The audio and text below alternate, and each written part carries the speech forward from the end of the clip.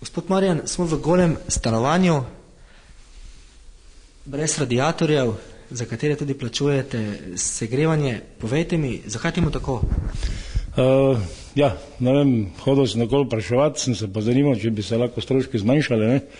Ker sem tudi, vejo vsi, da renoviram stanovanje, da ga obnavljam, da je staro, sicer že ne vem, ampak kam god sem se obrnil, so me pošiljali samo iz Toma na Elektro, na Smreko.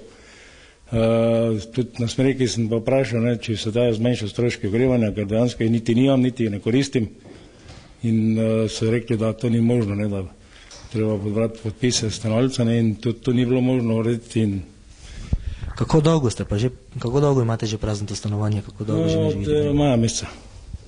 Od maja meseca plačujete kurjavo? No, ne, kurjavo ne, no, tisto je tako letna tarifa je drugo, ne, zimska tarifa, mislim, gre se bolj za zimsko tarifo, ne.